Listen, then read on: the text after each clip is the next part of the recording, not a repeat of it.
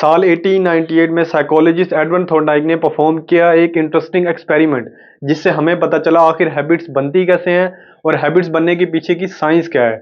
तो अगर आपको भी ये सब जानना है तो वीडियो आखिर तक देखना। और इस वीडियो के आखिर में मैं आपको दूंगा एक पावरफुल फार्मूला, जिसकी मदद से आप अपनी किसी भी बुरी आदत को आसानी से तोड़ पाओगे। एडवर्ड ने एनिमल्स के बिहेवियर को जानने के लिए कैट्स पर किया एक इंटरेस्टिंग एक्सपेरिमेंट। एडवर्ड ने एक पजल बॉक्स लिया और एक कैट को इस पजल बॉक्स में बंद कर दिया। लेकिन बॉक्स को डिजाइन कुछ ऐसे किया गया था, इसमें मौजूद था एक लेवर जिसको दबाने से बॉक्स की एक साइड ओपन हो सकती थी। और बॉक्स के सामने एडवर्ड ने एज ए रिवार्ड एक दूध का कटोरा रख दिया, जो इस कैट को पजल बॉक्स से निकलने पर मिलता।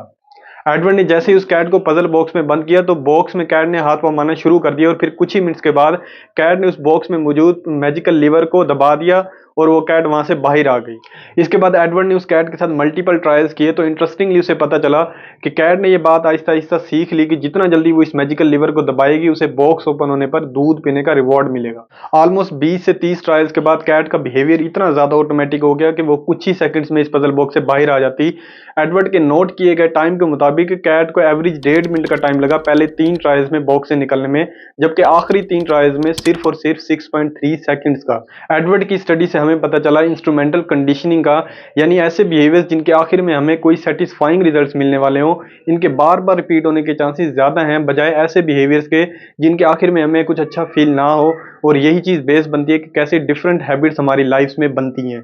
और हैबिट्स की सबसे प्रॉपर डेफिनेशन अगर हमें किसी ने बताई है, वो है बिहेवियरल साइंटिस्ट जेसन हरिहा ने। इनके मुताबिक हैबिट्स बस सिंपल और रिलायबल सॉल्यूशंस हैं उन तमाम प्रॉब्लम्स का जो कि हम अपने इन्वायरमेंट में बार बार फेस कर रहे होते हैं।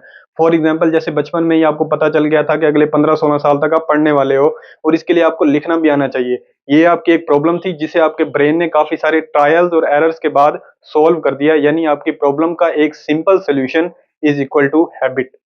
लेकिन सवाल यहाँ पर ये आखिर हमारा ब्रेन हैबिट्स बनाता क्यों है? इसके पीछे हैं 2 रीजन। पहली रीजन है हमारा ब्रेन पास्ट को हैबिट्स की शक्ल में याद रखता है ताकि वो इसकी मदद से अच्छे से फ्यूचर को प्रिडिक्ट कर सके। लेकिन दूसरी रीजन थोड़ी सी कॉम्प्लिकेटेड है। इसके लिए पहले हमें समझना पड़ेगा हमारे नॉन कॉन्शियस माइंड और कॉन्शियस माइंड की वर्किंग को। हमारा नॉन कॉन्शियस माइंड उन तमाम एक्टिविटीज के साथ लिंक होता है जो कि हम बिना सोचे ऑटोमेटिकली कर रहे होते हैं, लेकिन हमारा कॉन्शियस माइंड इससे थोड़ा ऑपोजिट होता है। जब भी हम कोई न्यू इन्फॉर्मेशन सुनते या देखते हैं, उसे टैकल करने में हमारा कॉन्शियस माइंड काम आता है। लेकिन इसमें एक छोटा सा इशू है, ये एक वक्त में जस्ट एक ही प्रॉब्लम पर फोकस कर सकता है, और इसीलिए हमारा ब्रेन हमेशा कॉन्शियस अटेंशन को बचाने के लिए काम कर रहा होता है ताकि सबसे ज्यादा जरूरी कामों के वक्त कॉन्शियस अटेंशन को इस्तेमाल किया जा सके। और यही एक रीजन बनती है कि हमारा कॉन्शियस माइंड मुख्तलिफ कामों को नॉन कॉन्शियस माइंड के हवाले कर देता है, और यही वो वक्त है जब एक हैबिट बनती है। इन शॉर्ट हम कह सकते हैं कि हैबिट्स हमारी मेंटल कैपेसिटी को आज़ाद करती हैं ताकि हम अपना फोकस दूसरे कामों पर ज़्यादा से ज़्यादा दे सकें। अब समझ आइए हैबिट्स बनाना कितना फ़ायदेमंद है। हैबिट्स की साइंस को समझने के लिए हमें जाना पड़ेगा जेम्स क्लियर चाचू के पास, जिन्होंने ये इंटरेस्टिंग बुक लिखकर हमारा काम आसान कर दिया। जेम्स क्लियर चाचू ने हैबिट्स बनने के प्रोसेस को 4 सिंपल स्टेप्स में डिवाइड किया है, जो कि है क्यू, क्रेविंग, रिस्पॉन्स और रिवॉर्ड। और ये 4 स्टेप पैटर्न बैकबोन है किसी भी हैबिट का। सबसे पहले आता है क्यू। ये ट्रिगर करता है हमारे ब्रेन को कोई भी न्यू बिहेवियर शुरू करवाने के लिए, यानी क्यू वो इन्फॉर्मेशन है जो प्रिडिक्ट करती है हमारे इन्वायरमेंट में एक रिवॉर्ड को। अगर हम अपने पूर्वजों को भी देखें, वो भी इन क्यूज पर ध्यान लगाए रहते थे जो इन्हें प्राइमरी रिवॉर्ड्स की तरफ लेके जाते थे। प्राइमरी रिवॉर्ड्स बोले तो फूड, वाटर और सेक्स। लेकिन आज के दिन हम अपना ज्यादातर वक्त उन क्यूज को सीखने में लगाते हैं जो हमें सेकेंडरी रिवॉर्ड्स की तरफ लेके जाते हैं। सेकेंडरी रिवॉर्ड्स बोले तो पैसा, पावर और फेम। और देखा जाए तो सेकेंडरी रिवॉर्ड्स भी हमारे इनडायरेक्टली सर्वाइवल और रिप्रोडक्शन के चांसेस को ही बढ़ाते हैं, और यही डीपर मोटिव है हम सबका।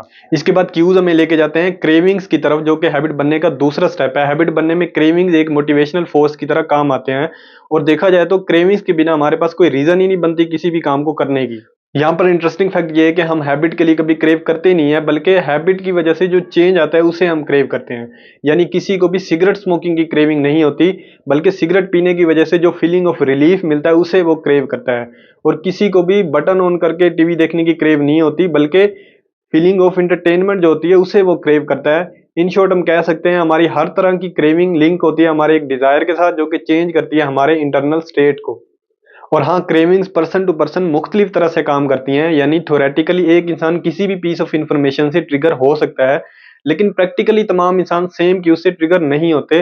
फॉर एग्जाम्पल, एक स्लॉट मशीन का साउंड एक गैम्बलर के लिए ट्रिगर पॉइंट हो सकता है, जो कि इसके अंदर क्रेविंग पैदा कर दे जुआ खेलने की। लेकिन दूसरी तरफ एक ऐसा इंसान जिसने कभी जिंदगी में जुआ खेला ही नहीं, उसके लिए कसिनो की तमाम आवाजें सिर्फ और सिर्फ एक बैकग्राउंड नॉइज के अलावा और कुछ भी नहीं होंगी। यानी क्यूज मीनिंगलेस ही रहते हैं जब तक कि उन्हें इंटरप्रेट न किया जाए, और किसी भी इंसान की फीलिंग, थॉट और इमोशंस ही किसी भी क्यू को क्रेविंग में बदलते हैं। हैबिट बनने का तीसरा स्टेप है रिस्पॉन्स, और रिस्पॉन्स ही वो एक्चुअल हैबिट है जो कि हम परफॉर्म करते हैं और बाद में यही एक एक्शन और एक थॉट की शक्ल ले लेता है। लेकिन रिस्पॉन्स डिपेंड करता है 4 फैक्टर्स पर, कि एक काम को करने के लिए हम कितने ज़्यादा मोटिवेटेड थे, उस काम के साथ कितनी ज़्यादा फ्रिक्शन लिंक थी, और उस काम को करने के लिए हमें कितनी ज़्यादा मेंटल एनर्जी और फिजिकल एनर्जी रिक्वायर थी। और जितना ज़्यादा ये चारों फैक्टर्स राइट पोजीशन में होते हैं, हमारे रिस्पॉन्स के चांसेस भी उतने ज़्यादा बढ़ जाते हैं। आखिर में रिस्पॉन्स डिलीवर करता है रिवॉर्ड को, जो कि एंड गोल्स हैं किसी भी हैबिट का। और रिवॉर्ड हासिल करने के पीछे सिंपल सी 2 रीजन है। पहली रीजन तो हम सबको पता है, रिवॉर्ड हमें खुशी देते हैं। लेकिन दूसरी रीजन है, रिवॉर्ड हमें सिखाते भी हैं कि कौन से एक्शंस को याद रखना है ताकि वो फ्यूचर में दोबारा काम आ सके। अब अगर मैं पिछले तीनों पॉइंट्स को समराइज करूं तो क्यू का मतलब हुआ रिवार्ड को नोटिस करना, क्रेविंग का मतलब हुआ रिवार्ड को पाने की ख्वाहिशाना, और रिस्पॉन्स का मतलब हुआ रिवार्ड को पाने की कोशिश करना। और जब तक हमारा कोई भी बिहेवियर इन चारों स्टेजेस से नहीं गुजरता, कभी भी एक हैबिट नहीं बन पाता। अगर हम क्यूज को खत्म कर दें तो एक हैबिट कभी शुरू ही नहीं हो पाएगी। अगर क्रेविंग्स कम हो जाएं तो कभी इतनी हमें मोटिवेशन ही नहीं आएगी किसी भी काम करने की। और अगर हम किसी भी बिहेवियर को मुश्किल कर देंगे तो रिस्पॉन्स कभी आ ही नहीं पाएगा। और आखिर में अगर एक रिवार्ड हमारी क्रेविंग को सेटिस्फाई करने में नाकाम हो जाए तो उस काम को दोबारा रिपीट करने के हमारे पास कोई रीजन ही नहीं बनता। इन शॉर्ट, पहले 3 स्टेप्स के बिना एक बिहेवियर कभी शुरू ही नहीं हो पाएगा, और 4th स्टेप के बिना एक बिहेवियर कभी रिपीट ही नहीं होगा। चलो, अब तक आपको ये चारों स्टेप्स क्लियर हो गए होंगे। अब समझते हैं इन चारों स्टेप से मिलकर एक हैबिट लूप कैसे बनता है। एक हैबिट लूप के बनने के लिए, एक सेकंड, आई थिंक मुझे कोई मैसेज आया है। ये किसका मैसेज होगा? ओ हाँ, तो समझ आया कैसे बनता है एक हैबिट लूप? नहीं? अरे अभी तो समझाया मैंने। मेरा मोबाइल फोन जैसे बज हुआ, मेरे माइंड को क्यों गया कि कोई मैसेज आया है, जिससे मुझे क्रेविंग्स आई कि आखिर मैसेज होगा क्या। और जैसे ही मैंने मोबाइल फोन को अपनी पॉकेट से निकाल कर ओपन किया तो वो था मेरा रिस्पॉन्स, और मैसेज पढ़ने से जो मुझे सेटिस्फेक्शन मिली वो था मेरा रिवॉर्ड, जिससे मैंने अपनी क्रेविंग्स को पूरा किया। और अल्टीमेटली फोन बज होना मेरे माइंड में क्यों बन गया। अब अगली दफा जब भी मेरा मोबाइल फोन बज होगा तो मेरे माइंड को ऑलरेडी पता होगा कि क्या करना है, और ऐसे ही बनता है एक हैबिट लूप। चलो, अब तक आपको सब समझ आ गया होगा, तो चलता हूं मैं। वसीम भाई, वो बुरी हैबिट्स को खत्म करने का फार्मूला तो वैसे ही रह गया। अरे हाँ, सॉरी। बुरी हैबिट्स को कैसे तोड़ना है और अच्छी हैबिट्स कैसे बनानी है, इसके लिए आपको फॉलो करना पड़ेगा 4 लॉ ऑफ बिहेवियर चेंज। और ये उन्हीं पीछे वाले चारों स्टेप्स को मिलाकर बनाया गया है। सबसे पहले बात करते हैं गुड हैबिट्स बनाने पर। गुड हैबिट बनाने का पहला लॉ है, उस हैबिट के साथ लिंक जितने भी क्यूज है उन्हें ओबियस कर दो। और दूसरा लॉ है, उस हैबिट के साथ लिंक क्रेविंग्स को अट्रैक्टिव बना दो। और तीसरा लॉ है, उस हैबिट के साथ लिंक रिस्पॉन्स को इजी कर दो। और चौथा और आखिरी लॉ है, उस हैबिट के साथ लिंक रिवॉर्ड को सेटिस्फाइंग बना दो ताकि उसके बार बार रिपीट होने के चांसेस बढ़ जाएं। चलो, अब बात करते हैं बैड हैबिट्स को तोड़ने पर। बैड हैबिट्स को तोड़ने के लिए आप सिंपल ऊपर जो मैंने चारों लॉज बताए हैं उन्हें रिवर्स कर दो।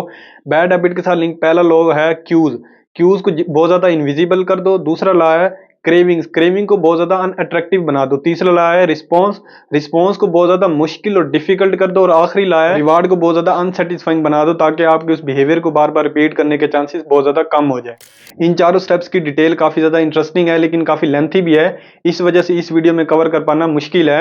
अगर आपको वाकई में वीडियो चाहिए तो नीचे कमेंट्स में बाय ज़ुबैर कमेंट कर दो, आपको वीडियो मिल जाएगी। अंटिल देन, अल्लाह हाफिज।